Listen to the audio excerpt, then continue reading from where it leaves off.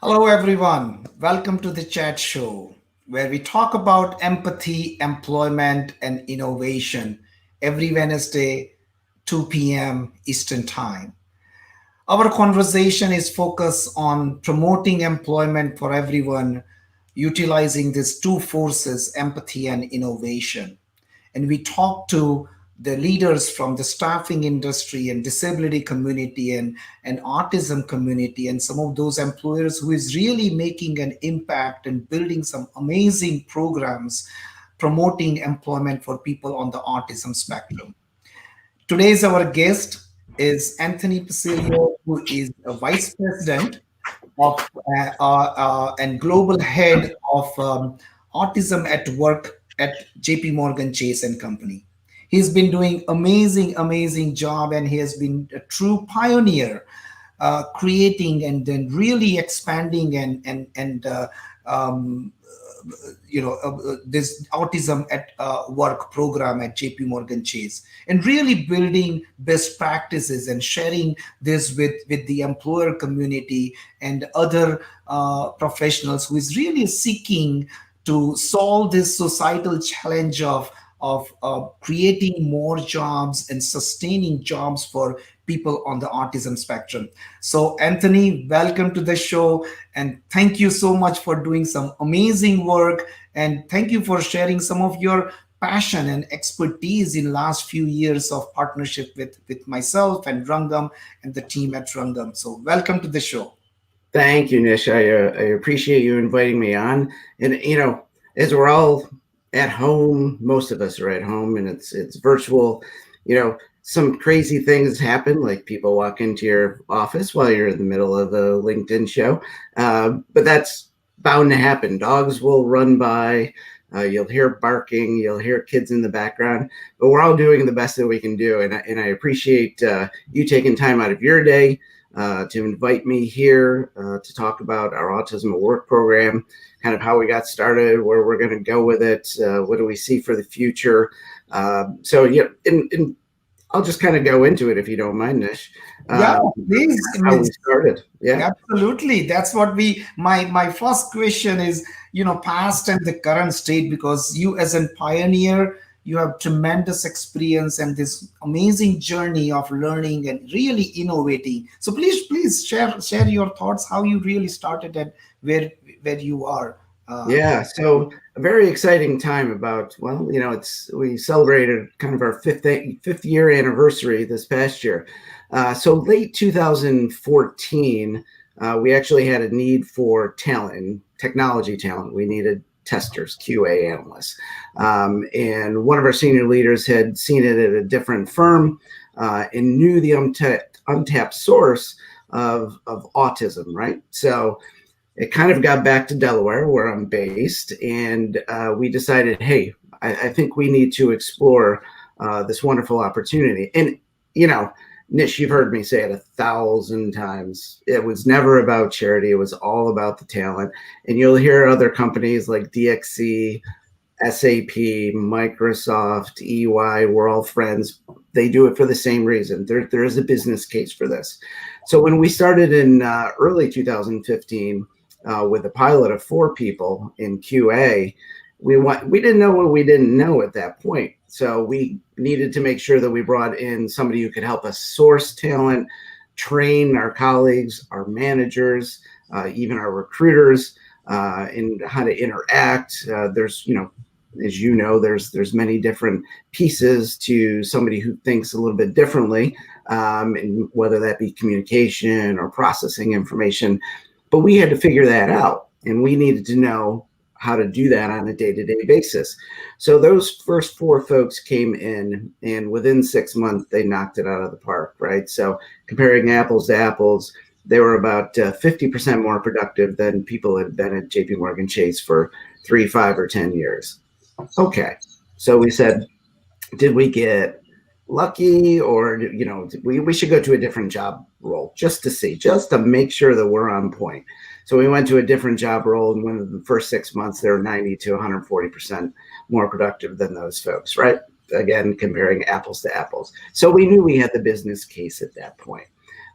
That kind of set the light underneath the firm, a fire underneath the firm to say, well, geez, if we have these two different areas that folks on the spectrum are really excelling at, why don't we expand as far as we can go? So in 5 short years, we've gone from 4 to 210 plus in 40 different job roles, 8 different countries, hopefully soon to be 9. The retention rate's above 90%. And we're going to talk about training a little bit, because that's kind of a big, huge, important factor for firms to kind of start, right? You can't just go into it cold. But the successes that we've had along the way of doing this program have been phenomenal. We've learned a lot as well, and I think we'll get into tapping into some of those successes and challenges. But yeah, so this is where we're at today. 200 plus folks, but I can't wait to get into where we see this headed. Yeah, no, thank you. And I remember 2014-15. I attended one of the United Nations Autism Awareness Conference, and that time the slogan was awareness to action. And I remember, and that's when Rangam also started our journey working on these employment models. And Anthony, we have started seeing that, and the credit goes to JPMorgan Chase and SAP and Microsoft and DXC and EY, where really this group of companies and you and your partners has created that awareness, and we have started seeing now companies reaching out to us, and exactly same way they are looking into how do we start with 4 QA tester. It's all on site, and there are a lot of great models, and would love to learn from you and understand how are those other models which you have incorporated, how that has. So if you can share some of those things from this 4 to how the program has evolved, that would be great. Sure. So listen, when we started out, we were doing a contractor only model, right? So in essence, try to buy, which works successfully in that space because it's QA/software testing technology. And for those folks that are watching, listen, I'm going to tell you right now that yes, we started in technology, but we're about 60-40 now, meaning 60% technology, 40% operations, which speaks volumes to people who have always stated that we should just hire folks on the spectrum who can, they just test and they can do software engineering and they can code. That is completely not the case. I'm sure you all agree with me. But that was our first initial model, contracting. And then we said, well, we're finding so many folks and we have so many positions available. Why aren't we directly hiring these folks in? Let's find the sourcing piece of it. Let's get good at it. And let's bring in folks who are on the spectrum that could be software engineers right off the bat. And again, early stages. So that model became the secondary piece to our success. Now we've utilized that model over the past 3.5 years. And just recently over the past year, as we've guided kind of the numbers that we have from we go from 4 to 30 to 120 to 170, and you get into this year, we've also understood that in some of our government spaces that there's temporary workers that are needed as well. Maybe it's 60, 90, 120 days, and you get people who be like, well, that's not really helping. But it is, because those workers who have been trying to get employment, who have been doing volunteer work, who do have a skill set, they now get the opportunity to come into a corporation, work in that corporation, and actually, if we have an opportunity that's going to be full-time at the end, of course we will convert. That's really what we're here to do. But at the end of it, if there is not a conversion piece, they have that on their resume, right? So, it's great that They can say, hey, we worked for, a large company. We did this and that at the company. And it's on their resume, right? You don't want to take away from volunteer and from where they worked previously, but to have some sort of strong company on that really does kind of help. Hey, So that's JP Morgan Chase on the resume is a big deal. We know as a staffing company, and that's a huge credibility for that talent. Sorry, please continue. Yeah, but that's a really a great benefit. We have seen it for some of the candidates when they have worked on with your program. That's a huge benefit. Yeah. So yeah. yeah. So talking about some of the benefits and some of this amazing talent pool, and then if you can share some of the success stories, because this is all about that individual and how that family is impacted. In our world, I call this one place at a time. So tell us some stories in your program where you have seen some amazing success and I would say empathetic. View of looking at the success of the program. Yeah, and I think it starts with a couple of things, right? It's obviously finding the talent, but it's also changing the mindset internally of how we interview, what questions we're asking, because you want that to be a favorable outcome. You don't want to ask the questions that, what are you good at? Okay, I get that. But the questions of where do you see yourself in 5 years? I don't know where I see myself tomorrow, more or less 5 years. Um, you know, Being unfair in an interview process just opts out a tremendous amount of talented individuals. So we've had to change that. Once we changed that, we found that when we interviewed folks, and you've heard me say it 1,000 times, but you're always looking for that gregarious, outgoing, look you in the eye, shake your hand, good fit kind of person that's like you. Once we got outside of that comfort zone, there's a culture shift. So success stories start with not only the people that we're bringing in, but the culture that changes internally at JP Morgan Chase. And to give you a few examples, right? So we've had some individuals who, this is their first corporate job. They get the job. We're excited to have them here. And very maybe quiet in the beginning, learning the ropes. We have a buddy system to make sure that, they feel quote unquote at home when they come to work. But what you see is people start to come out of their shells. All of a sudden you learn that, Bob or Sally has now moved out of their parents' home and has got their first independent living apartment, right? So, or they've gotten a car and their driver's license. That happens daily here. We find out so many people who are becoming their whole self. Like they're not scared. They don't feel like somebody's going to push them down. They're not bullied. No one's here stating that they can't do the work. We're helping them figure out how to do the work better. We've even had people get married here. Really? And I think, one of the things that gets me, and I get emotional at this part every time I say this piece, is that when you get a parent, mom, a dad, a caregiver who calls or writes you an email and says, listen, I never thought that my son or daughter would ever be able to move out of my home, more or less get a good paying job, be independent, and do all of these different things that you're allowing them to do. That's not kudos to us. That's kudos to the person who is now gainfully employed and who is a productive citizen of whatever country they're in, since we're in aid at the moment. Like, those are the success stories. So I'll stop there. I could talk all day about all of our folks and how they kind of win it for us every single day. Yeah, we share. I personally share very similar, some amazing stories. But one of the and as you know, and we always talk about this, that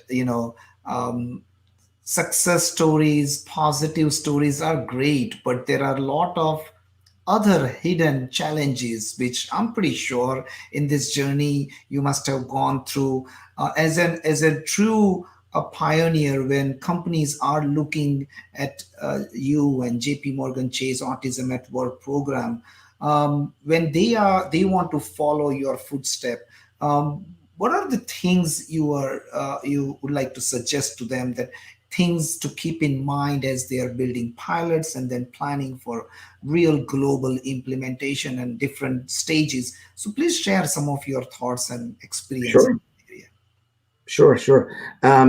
So there's a few things, right? We did it pretty well in the beginning because we started small. Um, and listen, I told you to remind me, right? Talk about small and mid-sized businesses and all of that good stuff. And I think I'm going to get into it right now. Whether you're a large corporation or you're a small mom and pop company, or you're a mid-sized company, you have 500 to 1,000 employees. You need to start these programs in a small fashion, maybe 2 to 4 people. Never start with one is my greatest advice, because listen, just like neurotypical people, some people work and some people don't work, right? Although you're trying on the back end and the front end to make sure all of these things marry up and they work right, there's invariably going to be a challenge or an impediment, and you need to be able to overcome that and not just say, oh, because we had one person who didn't work out, we're going to stop the program. That does not make for, if you're doing it in a pilot, it does not make a good sense to even go that route, because you'll never get to a program level, because you're not seeing the benefits of having 3 or 4 people, because those 3 or 4 people may outweigh that one person who wasn't successful in that particular job. And again, it's similar to everybody else in neurotypicals. Not everybody works out. So the other piece of it is, besides starting out small, taking baby steps, making sure your company is, before a person even comes in who's on the spectrum and sits down at that desk, that everybody around them who's going to be working with them is trained in autism awareness or autism inclusion, whatever that may be. And your vendor partners like Rangam will be able to do that for you, right? So again, we didn't know what we didn't know. We had to come and utilize the vendors to enable our folks to be trained on autism awareness and inclusion, know how to interact. That's the second piece. And we learned along the way, and we're able to do that piece on our own at this point, which is wonderful. But then there's the third aspect, is the manager of the person. So listen, we always get the people who are like, yes, I want to be the manager of somebody who's neurodiverse and is coming in. I want to be the at the forefront of all of this. But here's what you need to do. And we had a challenge in the beginning of that. You need to vet that manager extensively. And it's not just because they want to do the program. And most people do it for all of the right reasons, but invariably you'll also have somebody who's looking potentially for promotion. It looks good on a resume. Those are the wrong reasons.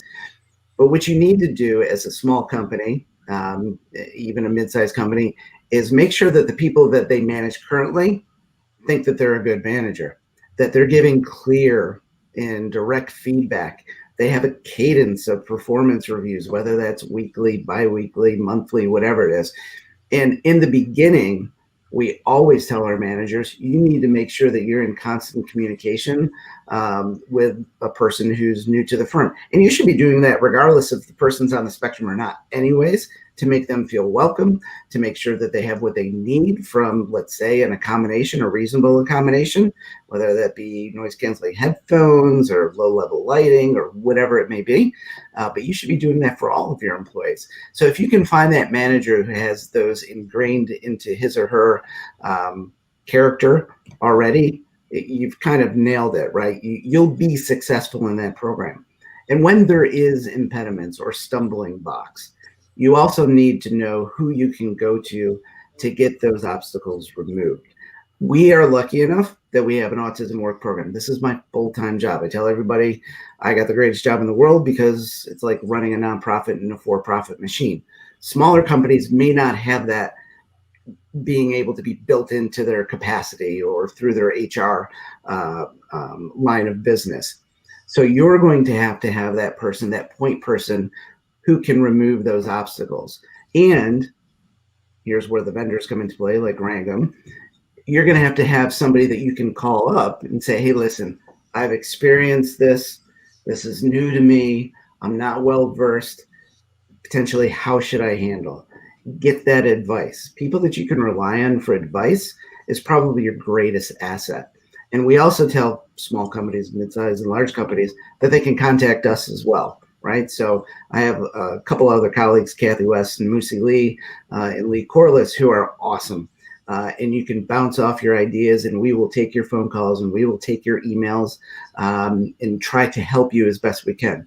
We've helped numerous large corporations, pilot programs, and even some small ones too. So I think I went through all the successes, the challenges, and even the mid-sized and small-sized companies. And I would echo the same that, and we would like to thank you for giving all the references, any answer, questions answered by you, any of our customers when they are looking into this. So thank you for all your support, Anthony. Talking about large companies, like JPMorgan Chase and company, how working or environment in small to mid-sized companies, these are the great tips. So thank you for sharing that knowledge, wealth of knowledge with our viewers. What are your thoughts, how this large organization where you have been successfully driving the strategy and influencing and really making the progress and scaling up the program? I heard you at Stanford Neurodiversity Summit talking about your progress and how you are scaling up this program. Share some of your thoughts and ideas and suggestions and recommendations to those companies who is planning to scale up in future. What should they look into and plan in advance as they are building the global strategy?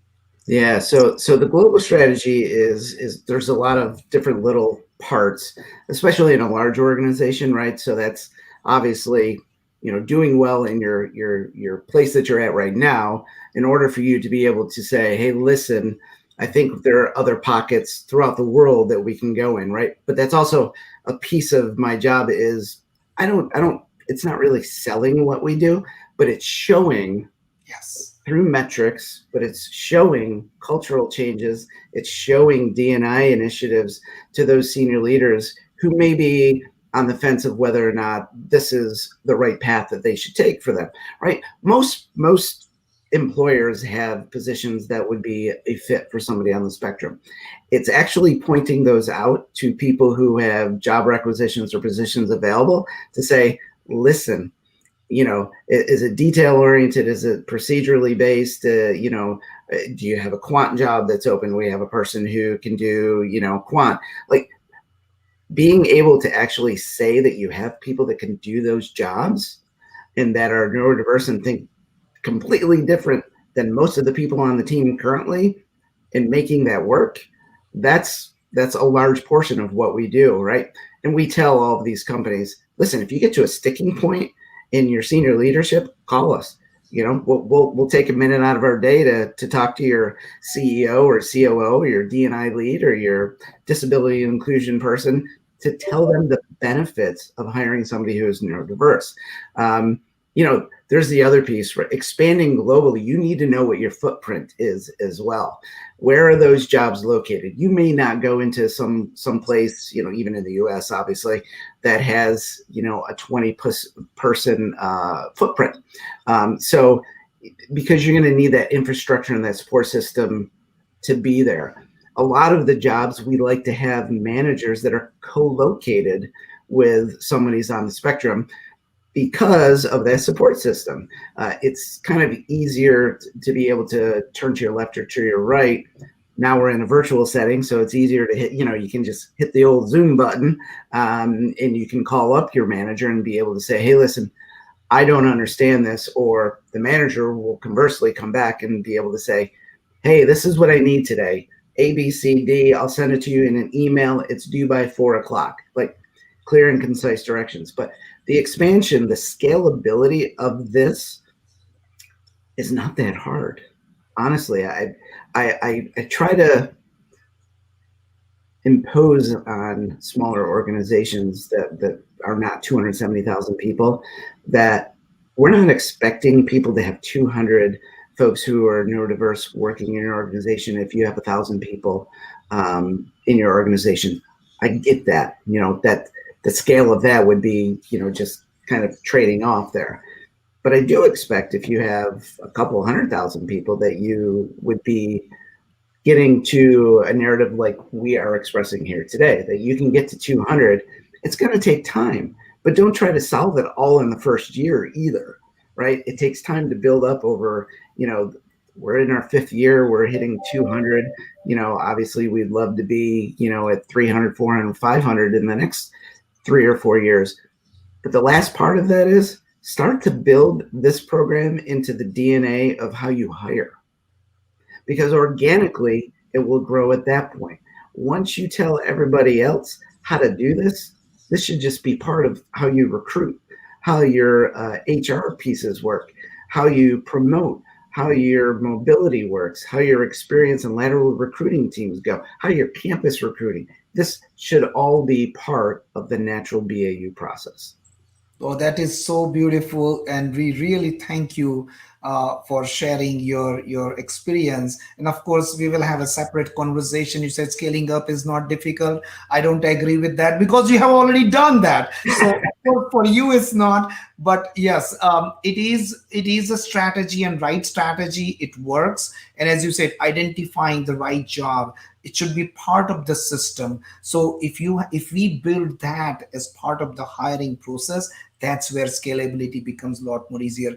And you mentioned something, just touched a little bit on the partnership, and this is, we always talk about this, and this partnership in this area is so important. And thank you for giving that offering your time to the viewers or anyone who is interested, who can pick up the phone and talk to you and get your advice on how they can build and scale up those programs. What tell us a little bit about that partnership concept, how this ecosystem where autism at work programs are really growing and there's a lot of interest from companies. What is the importance of this true partnership? Yeah, and true partnership to me is a couple things, and I know we got a couple minutes left here. I could talk all day about partners, but it's also reaching out to folks like yourself, Nish, and Rangam, right, to get the ball rolling. That's the first partnership, right? If you don't know, how to go about this, making a quick email and intro and hearing how this can actually work for your company is the first part. Then you can actually reach out to people who have already partnered with you as well. Like our friends at SAP and EY and DXC and Microsoft. Everybody works with somebody. We're all not doing this alone. So the partnership kind of builds from there. And the partnership that we have, we started the Autism Work Employers Roundtable with those companies that I mentioned. A very interesting thing happens out of that. We're not competitors in the space. We all want neurodiversity, autism, people who think differently to come work for our companies. And there may be a person's resume that comes across my desk. It's just not going to be a good fit. They may be, have a skill set that doesn't match. But don't you think that we would go to EY and SAP and Microsoft and trade those resumes? We do that a lot. And I can tell you that, there's a for instance that EY and ourselves have had that happen. And it's turned into an opportunity for someone as well. And I think that happens more often than we both know. But it doesn't make a difference. We're all here to make sure that we are going for the same goal. And when we talk to talk at different conferences and doing these podcasts and LinkedIn things, the word is the message. The message is that we are all the same. We all want to be gainfully employed. We want to be productive in life. And if somebody can give somebody else the opportunity to do that, whether it's us or another company, we should be all for that. Thank you so much. Such a wonderful concluding message, and very powerful and very important. where where we can really collaborate and make an impact together. So thank you for sharing. Before we conclude, maybe in 30 seconds, I'm a little greedy. Any quick thought or a story, funny story or empathetic Sure. story we want to share? Yeah. So we are a financial firm. We also do technology, but one of our very first hires was converted from a contractor to a full-time employee. I was pulling into the parking garage, and I have a decent car, and I pulled into the parking garage, and I looked up and I saw this white Mercedes back in. I'm like, wow, that is a beautiful car. I get out and I hear, "Hey, Anthony." I'm like, oh my word! And it was one of the young men who just got hired full time as a software engineer who's on the spectrum. And then I thought to myself, I hope we're teaching fiscal responsibility too. So I thought it was a very telling moment that we were able to give that young man something that he's always dreamed of. Yeah, no, that is so inspiring, and thank you for sharing the story. Thank you for joining us for this session. We really appreciate it, and wishing you all the best to you, your family, and all your work you do at JP Morgan Chase. Please continue doing it, expanding the wealth of knowledge and sharing this wealth of knowledge with all the employers who is really interested in putting together this type of program. So we thank you for your time. Thank you everyone for joining, and we will continue this conversation on empathy, innovation, and employment. Employment for everyone, inclusive of people on the autism spectrum, people with disability. We'll continue this next Wednesday, same time, same place. So thank you again, and thank you, Anthony. Take care. Thank you, Nish. Thank you, Shamika.